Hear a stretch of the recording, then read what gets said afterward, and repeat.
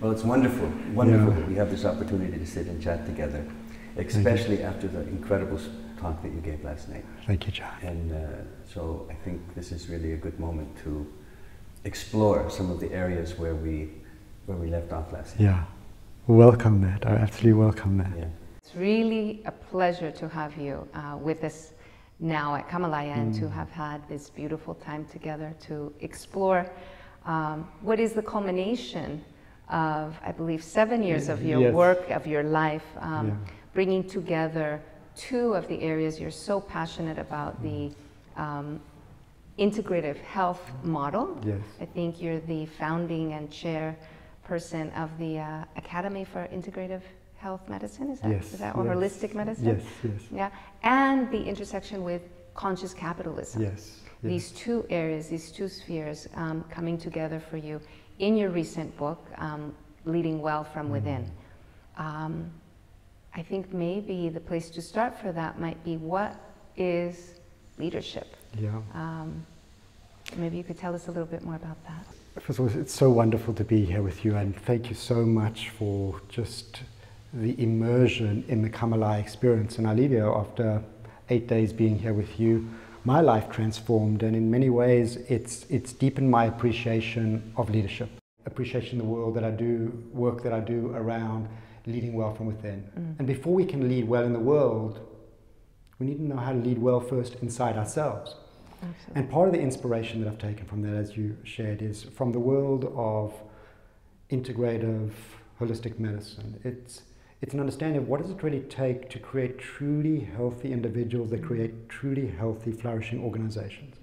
And that gets you into the world of really understanding the value of healthy nutrition, healthy movements, sleep, mindfulness, the psychologies, positive psychology, cognitive behavioral therapy, and how do you take all of that into this capacity for leadership?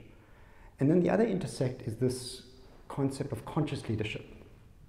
And this for me has been really a profoundly illuminating being here at Kamalaya around that. And conscious capitalism, if for those of you listening, if you're unaware, it's an organization that has been either founded or engaged by companies like Starbucks, Whole Foods, Trader Joe's, Best Buy, Patagonia, Southwest Airlines, companies with vibrant cultures. And they lead with 4 tenets. And the first tenet is higher purpose drives, higher purpose drives. And then the second tenet is making sure that all stakeholders in the ecosystem are well represented. So it's not only, shareholders and guests, but it's really how do you treat your employees, how do you treat your vendors, how do you treat the environment and create something sustainable? And then it's about conscious leadership that drives conscious culture and a thriving environment. And that goes for any organization, for that matter, any family, and certainly over here in the Kamalaya experience. And when you look at, what is it that separates out one company from another company, one retreat from another retreat, one healthcare system from another healthcare system? When I asked this question at the Global Wellness Summit, where we had the blessing of meeting, it was an interesting answer that emerged, from that discussion. With the answer that emerged was, does this place have a soul? Does this place have a soul? And if the place has a soul, you can track that back to the soul of a leader that is really very consciously leading, conscious leadership, that is really infusing the entire experience with soul. So coming here to Kamalaya after speaking about this with, so blessed for our friendship over all these years, and hearing you speak about Kamalaya, being here has been profound, because I understand essentially, first of all, it's blessing, in many ways you've shared your soul with me, and I understand how that leadership has translated. When I was blessed to receive a treatment, even hearing the practitioners say, Kun Karina and John are just good people, they treat us so well. And then nobody needs to say that.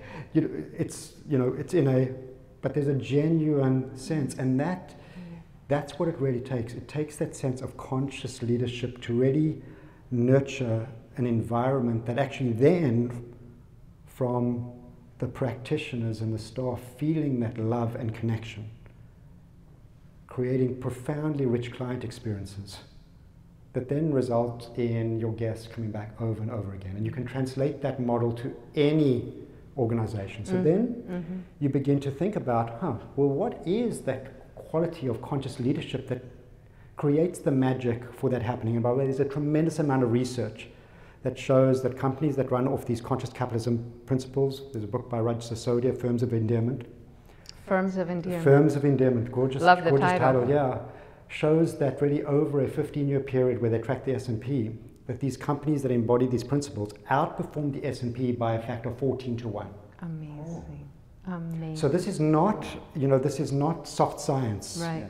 It's, or, purely feeling good. It's actually, it really is incredibly transformational at all levels of business. And the fact that you can actually become a more profitable enterprise when you're a conscious business, what does this mean? This means you have greater impact to spread your message and create good in the world. It's a virtuous cycle. Beautiful. Can I interrupt you for just a second? Please. So what is it about leadership, Yeah. that magical leadership, talent, skill, ability, affinity, that catalyzes such changes, such positive changes? So, this is where you get into kind of what is the definition of leadership? Right. Or high performance conscious leadership. What does that look like? And so when you begin to think, I think some of the most helpful definitions is this revelation that the greatest leaders of our time don't create followers. They may not even have followers. The greatest leaders of our time influence the development of other leaders. Yes. And then when you think more deeply about that definition of leadership, particularly high performance conscious leadership, the definition that I find most resonant in this area is that high performance conscious leaders have the capacity to influence the character and behavior of others for good. And then you have a virtuous cycle. And then what's profound about Kamalaya conversations, what I love about this conversation, and the leaders that you attract here at all levels, is that Kamalaya conversations is about influencing the influencers. And that's what I think is the ultimate potential of Kamalaya, that individuals come here for their own experience, leading well from within, but they leave here with the capacity to lead well in the world. And when they lead well in the world, it is not only about you leading a corporation. Because we define leadership as an act of influence, it means that you lead in every way at every time in your life. And everyone, whether it be in your family, your corporation, your Sangha community, everybody leads from their seat because everybody has an act of influence. Everyone has an act of influence. If we're living in our truth, then we are acting from our seat. Exactly. It's how do you show up? Yeah. And so this work that people come here to do that work for connecting more fully and more deeply with themselves so they can learn these skills of learning how to better navigate stress, focus on what matters most, and stay purposefully engaged in their life with the capacity to actually engage in these healthy relationships that are virtuous cycles of being able to effectively receive and give with each other to create a purpose for all. Then you have, I believe over here, Kamalaya reaches its full potential in transforming individuals with the capacity to make an even bigger difference in the world. Beautiful. That's very powerful. And I just want to say something about what you've just said. When we created Kamalaya, it was as important for us that the team were treated the same as the guests. Yes. That was for us. This is a place where people can transform as much the team as the guest. Absolutely. We're never like we're going to train the team to teach the guest. Yes. And you know in an organization if you're living this. Because certainly, many organizations have hierarchies. Although, as organizations evolve, those hierarchies flatten out. Everybody feels that they're leading and contributing. But in these hierarchies, oftentimes, levels higher in the organization, so-called, are more fully engaged and committed. And the question is, the individuals who may be the least paid individuals in the organizations, who are in the trenches having direct connection with your clients or your guests, how do they show up when nobody else is looking? And when individuals feel valued and they feel that they matter, they show up with that sense of purposeful commitment even when nobody else is looking. They're actively engaged in what they're doing. And so you ask yourself, what does it take to create that community? And what you've said, John, is so true. That commitment, the context that you're holding, which is we value our staff as much as our guests, transforms the experience, and if anything, creates a more profoundly rich guest experience. When you empower people, then they have the confidence to act. Exactly. And they trust in themselves. Yes. Yeah. Mm. What is it that keeps us away from being the leaders that we all are capable of being? Yeah. And what is it that keeps us from being conscious leaders? Yeah. And really embodying that capacity that everyone has. As an example, we review guest comments after their stay with us, and I'm happy to say by far the majority are very, very positive comments. And I was really overjoyed and overwhelmed and deeply touched when we would see the comments from guests who were mentioning our gardeners for the fact that their attentiveness, the gardener's attentiveness to the guest, whether it was that they were walking and the rain was coming and out of nowhere the gardener came up with an umbrella and passed it on, whether it was that they noticed that a guest was really paying attention to certain flowers and then came and gave them some, and now with the English training being 12 years on, trying to tell them a little bit about the plant or an herb, that our team, even down to the level of perhaps some of the people who don't have the English skills, the linguistic, cultural similarities, felt they could be leaders and take the initiative and reach out to our guests. And that has been extraordinary, you know. But I also know for myself in my life that I have not, it took me a long time to identify myself as a leader. To recognize, and I'm not even talking about business, I'm just talking walking through life. Even though I'm in California, I'm considered a primary care physician because as a doctor of traditional Chinese medicine, that's the licensing, right? But I still didn't identify with being a leader. So I'd like to get your perspective on why that might be and what takes us to that place of really embodying it, owning it, living it. I so appreciate the question, Karina. So when you talk about the gardeners, and we've had the same experience over here, that the touches that we've experienced at every level, anticipating our every need.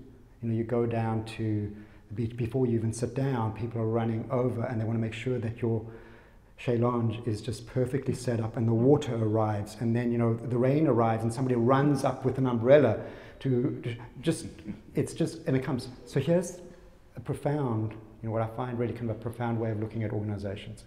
You can get very, very simple about this. And the big question you fundamentally ask is, does your organization, or your family that matter, run on love or run on fear?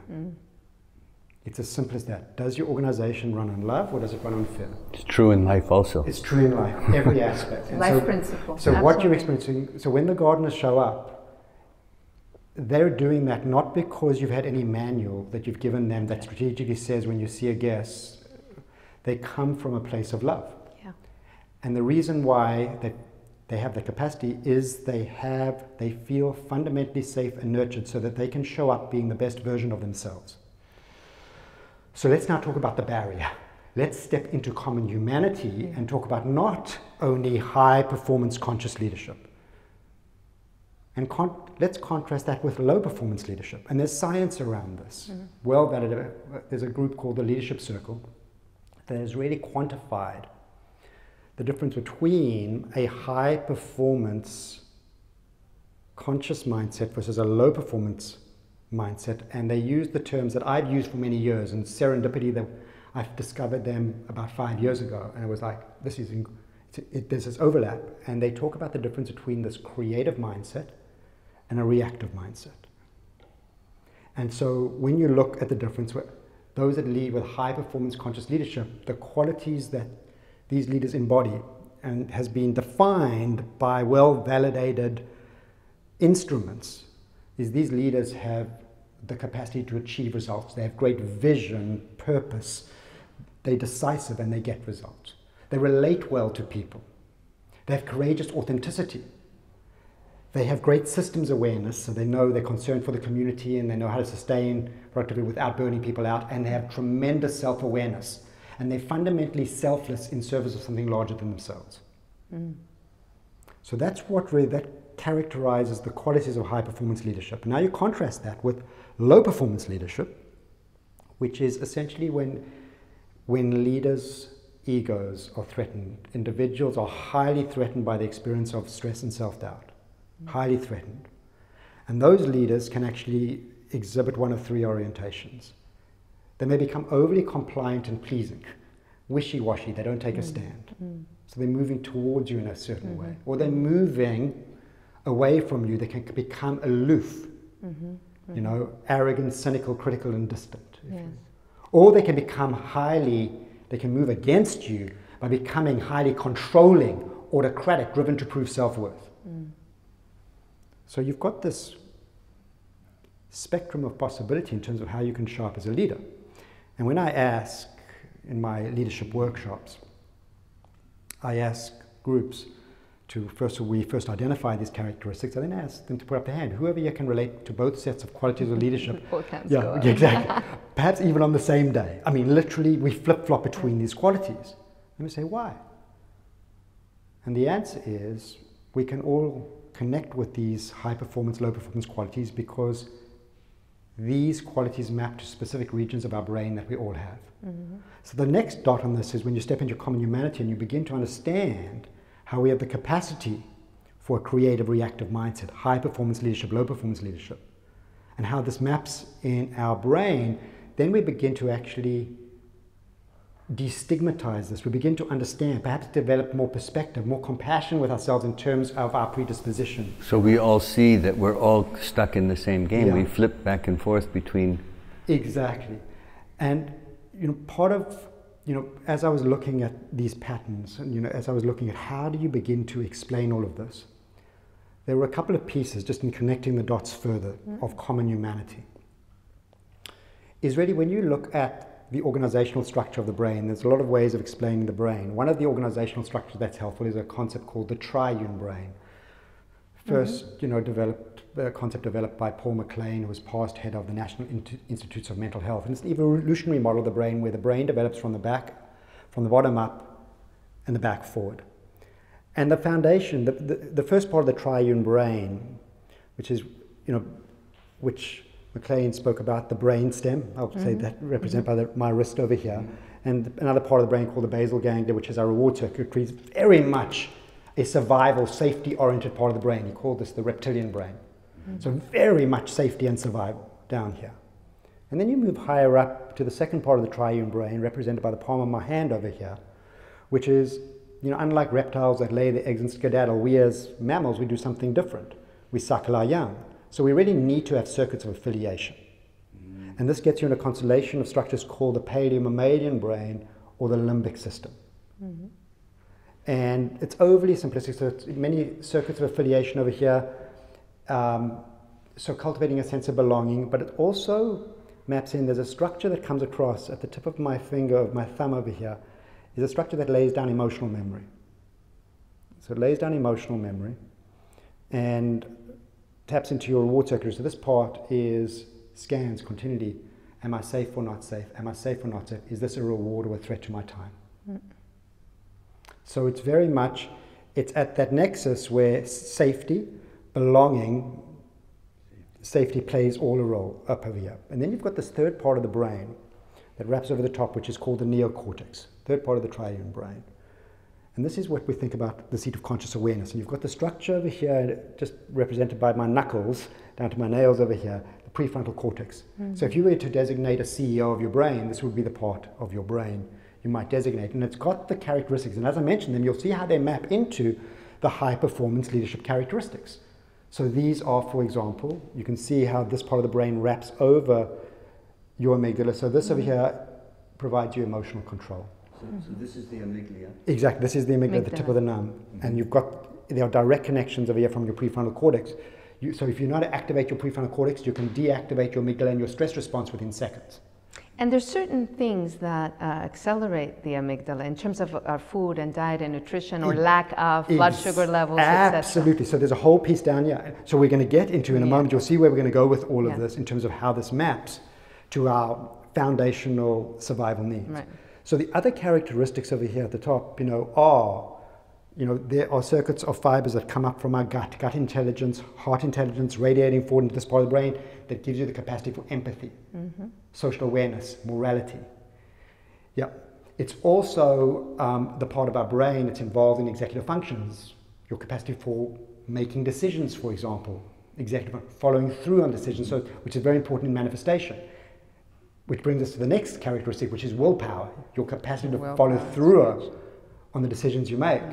And then it's got this capacity for metacognition, where you can step back and see your thoughts, sensations, and emotions, and be much more discerning on which ones you act on. So it's like, oh yeah, there goes a damn crazy thought, perhaps I won't act on that one. So when you look at this, at the top of the brain, it maps to the high performance characteristics, and at the bottom of the brain, when it comes to safety, trigger, fight and flight, maps into the low performance characteristics. Now when you look at all of that, this structure of the brain, safety, belonging, and the capacity for significance maps to Maslow's hierarchy of needs. Okay. And is this also evolutionary? Did the brain evolve this way? Is that what? Yes. So exactly. So let's think about now from an evolutionary sense as us being humans. So here you have, how did it come that the brain mapped itself in this way? Well, you think of us as a species. How is it that we came to dominate as a species, and thrive? We're not very impressive animals. Claws, we don't run, we're not the fastest animals on the block. How is it that we came through all of this? We would need to have had 3 capacities down cold for us to thrive as a species. And the first one is, you would have to be hair trigger for safety. So our brain actually is built for being safety first. Safety first. And that's why the gravitational pulls towards the safety experience and the safety frame is stronger than everything else. Once we actually achieve safety, the next thing that actually causes us to thrive is social cooperation. Social cooperation. We wouldn't have survived. And then within social cooperation, you rise to the next capacity, which is the capacity to socially cooperate and creatively innovate together to create manifestation. That's how the brain is architected. If you think about what's needed, how do you design a system that gets that all in the right sequence? So actually, this is why information flows come up through the brain, through all the senses, comes up through the thalamus, and the first thing it does is it triages, am I safe or not safe? It triages. It triages, just am like I a safe doctor. or not safe? Exactly. So if you map something as being unsafe, that is the priority in your life, safety first. And so you will kick out into a safety response even before you know you are. It's that fast. It kicks in. When you feel safer, you then move into a greater capacity for love and belonging and significance. So that explains a lot. If you think that our brain then is architected in the system with Maslow's hierarchy of needs, you begin to understand many, many things. You begin to understand, for example, that when we actually feel threatened with stress and self-doubt, we drive ourselves down into our safety circuits. You drive down into safety where you feel exhausted. You then, as you're driving down and you're feeling exhausted in that safety frame, you forego love and belonging, so you feel disconnected. And when you disrupt your circuits of significance, you'll end up feeling a reduced sense of accomplishment. Those 3 areas happen to be the 3 gold standard components, definitions of burnout. And you have so many people arriving here at Kamalaya burnt out. And it's not a weakness. It's a completely understood fact of physiology. And if anything, burnout's not an enemy. It's your body having gone into an over-vigilant response in trying to keep you safe and sacrificing everything else that leaves you feeling depleted. So part of this work is beginning to really ask the questions. When you understand how the brain works, how the brain maps to Maslow's hierarchy of needs, and this predisposition to pulling us down into safety under threats of stress and self-doubt, is, well, with that understanding, how do we begin to reverse the flow? Mm-hmm. How do you reverse the flow and help people reconnect with a sense of internal safety, where they can begin to feel the embers of revitalization? How can they begin to more fully reconnect with themselves and their loved ones so they feel a greater sense of connection in their life moving up? And then how can they help individuals and inspire them to reconnect with a greater sense of purpose, where they can go out and feel a great sense of significance, purpose and passion, meaning and fulfillment in their lives? And so much of what's happening here with the programming is the endeavors to really engage individuals in the resources to create the capacity for elevation.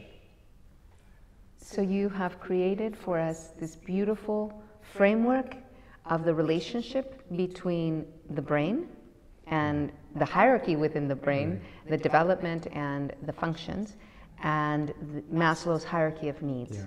And what comes to my mind is how do we navigate when things are flowing, let's say, in a downward spiral direction, due to stress and due to other factors that I'm sure you can tell us more about. And then how do we reverse this flow? Yeah, so that's such a great question, Karina. An older answer would have been, we just need to learn how to manage stress better. That's right. We've heard that. Yeah, we've heard that. And then, it's an incomplete answer, because if you only focus on that, it's not fully successful, so we begin to get stressed about being stressed. The new science around stress really illuminates for us that stress is not a singular response. There are many different kinds of stress responses. So the kind of stress response that drives us into safety is called the threat response. It really drives our fight and flight activities, which is highly needed for that safety frame. I mean, if without it, we wouldn't be around. Mm-hmm. Very adaptive. But over time, that ongoing response can create a lot of damage to our health, our relationships, and so it can be quite destructive over the long term if that's all you have. But it turns out there are other kinds of stress responses that actually elevate you in Maslow's hierarchy of needs. For example, there's the tend and befriend response. So when we get stressed, we don't only release cortisol, we release oxytocin. And so the feeling you get is, when you get stressed, it's on one hand, you want to take flight and you want to go into a cave. But on the other hand, you want to call a friend. Absolutely. So that's the tend and befriend response. You can feel both streams inside of you, and you just say, which one do I want to swim in? A very powerful stress response is something called the challenge response, where you elevate even further into your area of significance. And this response is a response that I feel all this energy of stress. I feel amped up. But rather than trying to push myself down and feeling threatened by it, I use this energy in service of what really matters. Mm. So that's the challenge response. And you may have felt that. I mean, many people that are thrill seekers feel this all the time. They actually are amped up, but they're using it with incredible focus for what they want to achieve. Mm-hmm.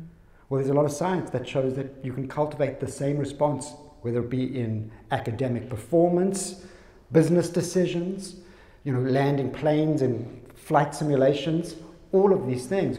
You can actually access this high performance stress response. May I interrupt you there for a second? Because that brings to my mind something that you mentioned in one of our discussions, which is that we tend to suffer the highest rates of stress, and specifically, let's say, burnout, around the things we're passionate about. Yes.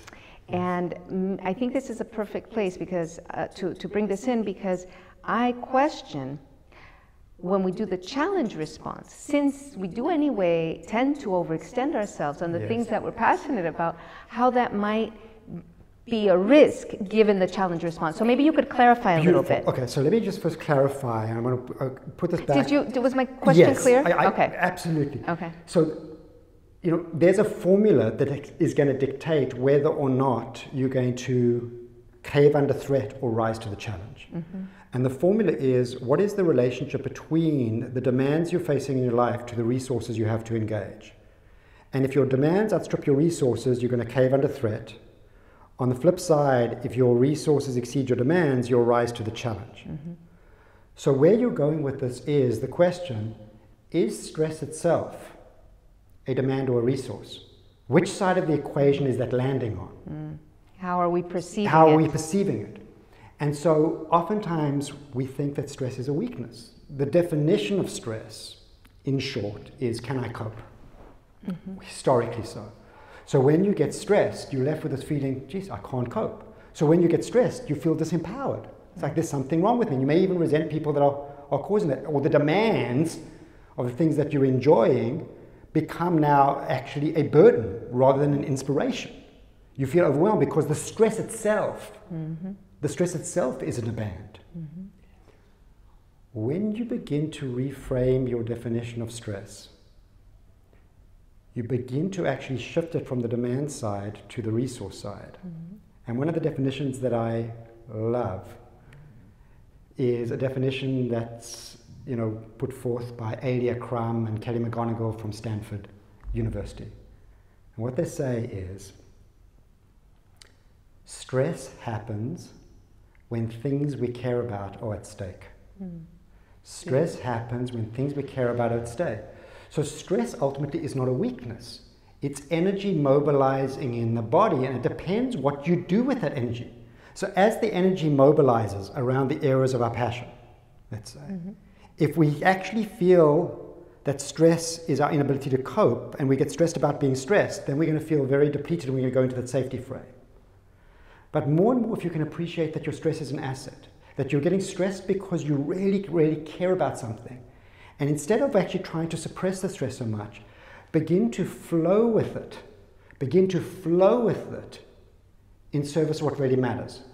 So the feeling of this is when you get stressed, the temptation is, how can I stop being stressed? But what if you began to simply pivot the experience where you can approach it mindfully, and you can begin to see it, and instead of saying, how can I control the stress, you begin to ask yourself the question, what is it that I most care about here? What is it that I most care about, and how can I better use my energy to greater effect in service of that outcome that I want to see? And you begin to flow with it, and actually as you move into the challenge response, your physiology changes. Instead of vasoconstricting, where your blood vessels squeeze shut, interestingly enough, your blood vessels actually open up, releasing even greater cardiac output, so you get more blood flow to the brain and creating a physiology of even higher performance. So a lot of this really comes down to, when you look at the flows of energy, it's not about how can I better manage stress. It's how can I develop a healthier relationship with stress. Probably the most important relationship we have is that relationship. And it's so interesting what you're saying, because really reframing it so that our perception of it changes from something we have to push away to something that we open up to and resource ourselves with it. It's a resource for resourcing ourselves as well. I mean, it catalyzes that.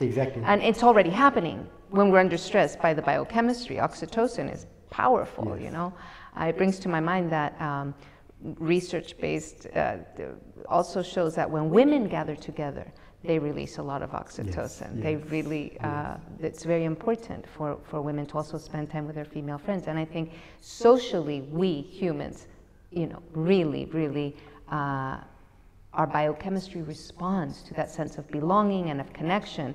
And when you said tend and befriend, that's one avenue of how to react to stress. And the challenge is the tricky one for me still, because if we're already caring too much, we can overextend again because we care. We're using that, and then we can push beyond our capabilities, even though we're letting it in. So my question is, I'm kind of recapping what you were saying. My question I have two questions. One, could you give us an example of how to use that rising to the challenge aspect, where we use the biochemistry that's already produced with stress and harness it for something that is in service to what we already care so much about, but that leads to not a further depletion of our resources, but rather, so that's one question. And the other one is, I know that in the framework that I use, which is through traditional Chinese medicine, we actually really do use mechanisms, whether it's through food, nutrition, sleep, our habits, on a very safety level, so physiological habits, and then our emotional habits to resource ourselves. Not to push away the stress, but to resource ourselves to manage what life is presenting us better. But I'd love to hear for you an example or a story that really exemplifies this. Well, what you're saying is it's so beautiful because it maps so perfectly to this concept of demands and resources. And when you come back to looking at, Maslow's hierarchy, I simplify it in safety, belonging, significance, but the foundation of Maslow's hierarchy is our physiological needs.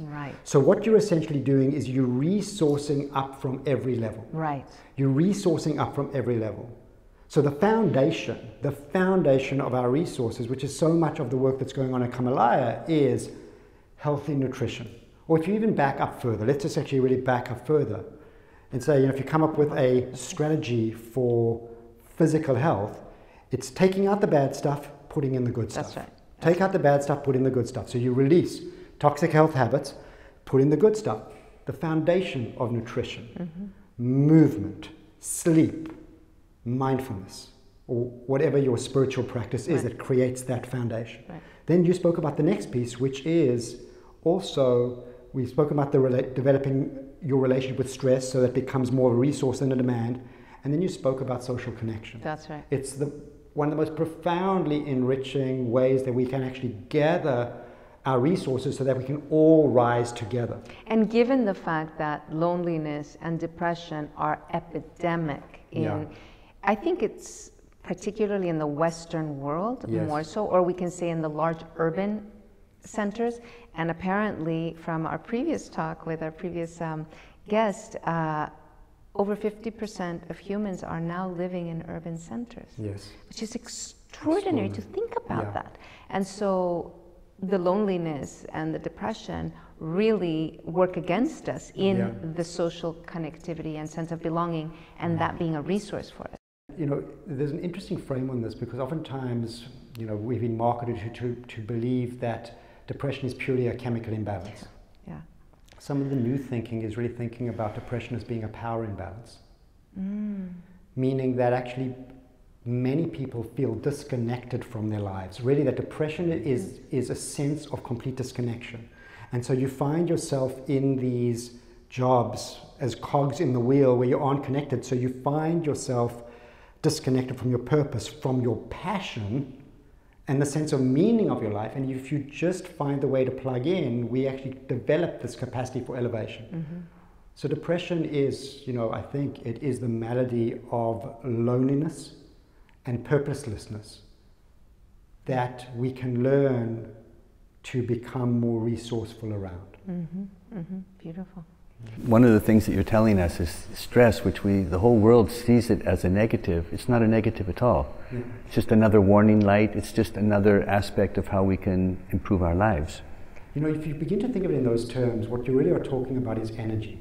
That's it. You're talking about energy, and stress is simply energy. And it's which way is that energy moving? Is it moving down into those safety circuits, or is it helping you rise with belonging into a sense of significance, manifestation? And then you begin to think. I asked a question. I said, what is your definition of optimal health? The Academy has a beautiful definition of optimal health. And they say that optimal health is the conscious pursuit of the highest level of function of the physical, emotional, social, spiritual, and environmental aspects of human experience, resulting in a state of being fully alive. This results in a condition of well-being, regardless of the presence or absence of disease. So when you think about, in shorthand, what that really translates to is that optimal health is energy optimized. The question is, how do we renew it? How do we restore it? How do we focus our energy and attention to align it with the outcomes that we want to see in our lives, and really hopefully make an even bigger difference in the lives of others? Absolutely. I share that same model about energy and optimization and the definition of love even being energy that's available for different purposes. So really the critical question for me at this point is, how do we interrupt that cycle and turn it around? Where we're going in a downward spiral of reactivity, of our resources not being available, of dropping down from an, I would call it an open, expanded, connected, love-based state of being and of perception to reactivity, fear, threat, and basically going back down to survival, security, to that lowest common denominator, which is important, but may not be so important when we're not actually being chased by a leopard or a tiger, right? Where does it start? How do we interrupt that, and how do we turn it around? Right. So the first piece of this is to really understand and recognize what is the frame of experience that I'm in right now. And so if you think again with Maslow's hierarchy, each of these frames, safety, belonging, and significance, represent frames of experience. Yes. So what does the frame of a safety experience sound like? So this is when we're threatened by stress and self-doubt. We're fighting for control. We're taking flight from things that lead to self-doubt. We're fighting to prove self-worth. So this frame is the experience about superiority, inferiority, blame, not taking accountability, feeling like a victim, complaining. The language of it is, what if and all the bad things that could happen. We've owned in the regrets of our past, or what's wrong with me, what's wrong with other people. And when you're in that frame, and oftentimes when we're in the frame with other people, we act in this fight, flight, trigger, and you're spinning around in this frame in safety, and that's the strongest circuit. So the gravitational pull over here is very, very strong. Question is, how do you elevate? What does it feel like to elevate? So when you come up now next to your belonging frame, what that feels like is, whew, my mind is going crazy right now. I'm spinning in safety. And instead of beating up on yourself with that, it's incline to yourself with kindness. It's like, man, this is hard. This is hard. How can I better care for myself? When somebody seems very angry, instead of actually reacting to them, saying, I wonder why this person is suffering right now. What's going on with them? So the language in that frame, actually, as you elevate, superiority, inferiority melts away. You realize you're just like everybody else. You incline with kindness, self-forgiveness as well. Move towards empathy. Move towards empathy. And the language there is, how can I better care for myself and others? And from that frame, you can see the safety frame and hold it with greater tender spaciousness and care. The highest frame is the significance frame. From this frame, you can see the love and belonging frame and experience that, and see your safety frame, and you can elevate even further and say, okay, in this moment, what's my highest purpose and service? This is the frame where you take full responsibility, full accountability for your actions. And you're feeling connected to something higher than yourself. It really pulls you up.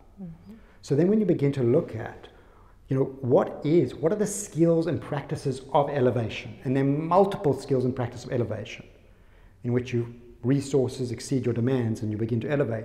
One of the most powerful practices for elevation is mindfulness. Because mindfulness gives you perspective. And the way I define mindfulness is the practice of paying attention with a sense of openness, kindness, and curiosity for what's ever arising in the present moment. The openness allows you to meet what is with less resistance, open the door to possibly giving you a foundational sense of safety. The kindness helps you activate your tend and befriend response and meet your love and belonging needs. Your curiosity helps you activate your challenge response and elevate your capacity for significance. That's really beautiful. I like that you begin with, you have to recognize what's happening. I think we all have experienced that moment before reactivity, where something happens that sets off the triggers. We're already in it, but before we react, there's this little tiny gap. This gap where we have a choice, right? So that recognition, right before we then choose which path to Exactly. take, you know, whether it's going to take us upward or downward. That's one thing. But also the recognition, once we have reacted, Yes. even once we're already deep in the mud, Yes. the recognition, oh, I'm in this. Exactly. Hold on a second. I like to think of it at that point, again, because of my Chinese medical training, what helps me is as the portal to then put myself back in the driver's seat. Yes. Of course, first always has to be that recognition, but it's my breath. Yes. It's literally in recognition, then using my breath as a gateway Yes. to open up the Right. possibility to Right. begin the process, because the breath is so powerful in calming the nervous system, Yes, in exactly. lowering cortisol levels, Exactly. in literally clearing our head, because I have to now focus, instead of on the loop of my reactivity, Right. I'm now focusing on my breath, something that Beautiful. grounds me back down. Before then, I start to make better choices. I love that you bring in the mindfulness, because the breath is a practice of mindfulness at the Exactly. same time. And so on that foundation of mindfulness, this is such beautiful, synergy. On that foundation of mindfulness, what I do is I offer 4 key steps. And it's called, in the book Leading Well From Within, I talk about the 4-in-4 framework. Mm-hmm. And that first step on the foundation of mindfulness is recognizing and managing your reactivity. That's right. So if you notice that your reactive sensations, thoughts, feelings, behaviors are likely to do more harm than good, so you catch yourself and you say, I'm about to do more harm than good. That's right. In that gap, the mindfulness gives you the gap between stimulus and response. So you're in that gap right now.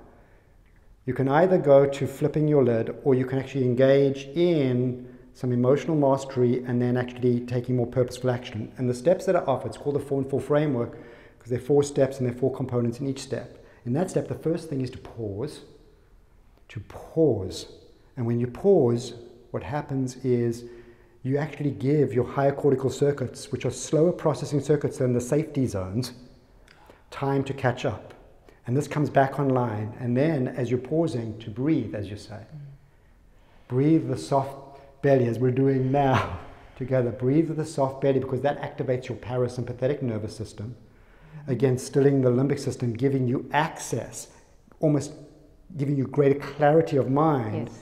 You can then augment that with this concept of name it to tame it. So studies show that when you simply, mindfully name an emotion, there's anger, my friend. There's irritation, there's frustration. By naming it, you're activating your prefrontal cortex and you deactivate your amygdala. And then the 4th part of it is considering your best response to able to help you move in. So that's an example of one of the 4 steps. Could you describe the essence of mindfulness for you as you practice it and as you teach it and guide others in this, using it specifically in turning stress into fuel and into resilience? Yeah, there are a number of metaphors that are helpful for mindfulness. One is this concept of clouds passing across the sky, where the weather's forever changing, but the sky is the clarity of your awareness yourself. So what that does is you actually become unentangled from your thoughts, sensations, and emotions. We tend to get swept away by them, and you begin to realize, I'm having thoughts, sensations, and emotions. There's another metaphor that I love as well, which is called the wheel of awareness. And the wheel of awareness is on the rim of the wheel. Much like the clouds, you have your thoughts, sensations, emotions. The hub is awareness itself, and the spokes are where you're focusing your attention on all the possibilities that you could have. And when you look at that and you go through your mindfulness practices, essentially what you're doing is you begin with open awareness. So you're beginning to notice your thoughts, sensations, emotions. You're actually rotating into the hub of your experience. So you're no longer entangled. And then you have concentrated awareness, where you're choosing a specific point of focus on that rim, where I'm going to purposely focus my attention, such that when my mind wanders, I'm going to come back to that place over and over again. So an example, and many of the meditations are defined by what you're focusing on, so a breath-focused meditation, or a standing meditation, or yoga is dictated by what you're focusing on. Or a mantra. Or a mantra. You're coming back to that over and over again. And so what you're doing is you're strengthening your capacity to both actually notice and choose. And so for me, the crystallization of mindfulness is just that essence. It's notice and choose. And then when you link in this concept of neuroplasticity, what you focus your attention on grows. So if you're focusing on compassionate presence with somebody, and when you walk into a situation, I could actually sit here and I say, for the next 5 minutes, I'm going to choose to focus my attention on my breath right now. I could do that. But I could just as easily, because what you focus your attention on is arbitrary, I could just as easily say, right now, you both are the focus of my attention, such that when my mind wanders, I'm going to bring my attention back over and over to my presence being here with you now. That gives you that quality of presence, and it's strengthening the capacity to shift your attention over and over. So that would be considered informal practice that translates into transforming the presence, quality, and meaning of your life. Beautiful. Thank you. Thank you for this rich conversation on a subject that has so much potential and possibility to have a positive impact in our lives, in learning more about it. I definitely recommend anyone listening and interested to purchase the book and to read it and immerse themselves, because there's so much in there. And also, if anyone wanted to continue to do work with you, that you do coaching, I believe, as well as workshops, so that this material can be explored more fully and applied in different ways, both to individuals or organizations. Is that correct?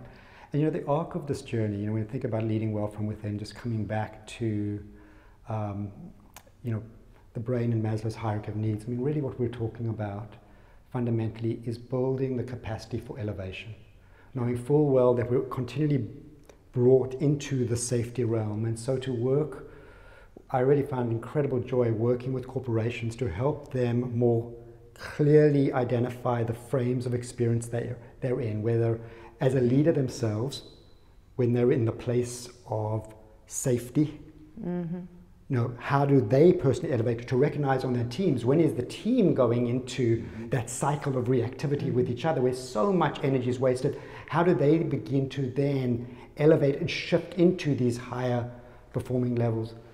And the part of that I find most rich is also in the coaching. And and if I just might share for a moment, because I know that some of the folks listening to this may be also teachers, coaches themselves, or certainly leaders in corporations looking to coach others. So how do you help people shift and elevate? In the arc of coaching, it's a 6-month journey.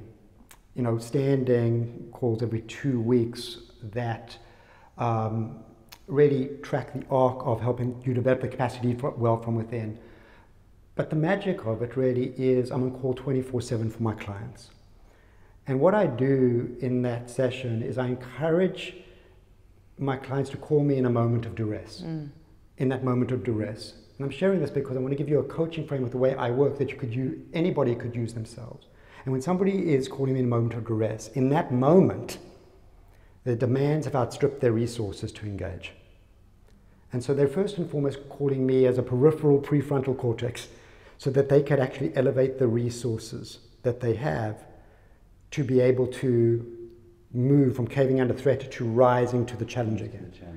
And then all I do, and this is what you can do as a leader or a coach or a teacher, trainer, is the first thing is to just listen with compassion.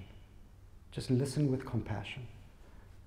In doing that, you're providing a container for somebody to tell their story. And then what I do is I might pause after listening with compassion. I might even say to somebody, have you felt me being compassionate these last few months? They say, yeah. And I'm not asking for feedback. It's just the reminder, because when people are in their safety frame, they've forgotten how to actually extend kindness to themselves and remind them to mirror in that sense of kindness. And then to slowly nudge, once we've actually set that belonging frame, to slowly nudge from problem thinking to outcomes thinking. So instead of saying, I know this is painful, but what is the outcome that you'd most like to see of you? What is the outcome you'd most like to see? And they say, well, they might be saying something like, well, I want to be right. And I'll say, no, beyond being right, what is it that you really want to see? And they begin to say, well, you know what, I really want to have, you know, a meaningful and a healthy relationship with this person, or I want to get to this goal.